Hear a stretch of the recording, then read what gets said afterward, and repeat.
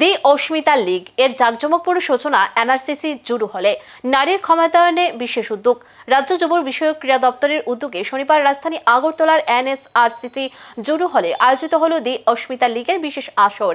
এই লীগের মাধ্যমে রাজ্যের তরুণীদের খেলাধুলায় অংশগ্রহণ ও নারীদের ক্ষমতায়নের বার্তা ছড়িয়ে দেওয়া হচ্ছে।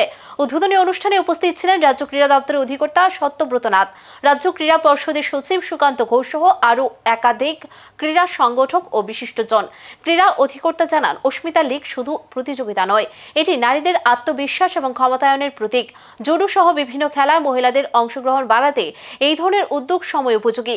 রাজ্যের বিভিন্ন স্থান থেকে আগত প্রতিযোগীদের নিয়ে শুরু হওয়া এই লিগে ভবিষ্যতে আরও বড় পরিসরে আয়োজনের পরিকল্পনার কথাও জানান আয়োজকরা। এই আয়োজন রাজ্যের ক্রীড়াক্ষেত্রে এক নতুন দিশা তৈরি করবে বলে আশাবাদ ব্যক্ত করেছেন সংশ্লিষ্টরা। Ministry of youth affairs and sports, government of India, Khelo India ও স্পোর্টস অথরিটি অফ ইন্ডিয়ার উদ্যোগে আমাদের রাজ্য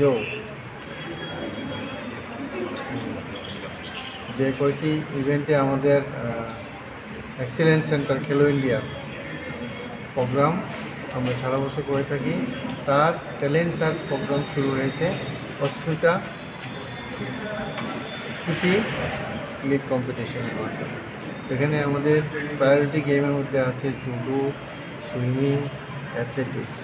তো আমাদের স্টেট এক্সিলেন্স সেন্টার হচ্ছে আগরতলা বাজারঘাট, তাকে কেন্দ্র করে আরও 13টা স্মল সেন্টার আছে। এই এনএসআরসিসির জুডো হল তারই একটা অংশ। এখানে আজকে জুডো কম্পিটিশন হবে, যে যারা এখানে প্রশিক্ষণ নিয়ে থাকে, আমাদের যারা কোচ আছে তাদের থেকে মেয়েদের অনূর্ধ্ব 14 এইজ গ্রুপের তাদের আমরা বাছাই করব।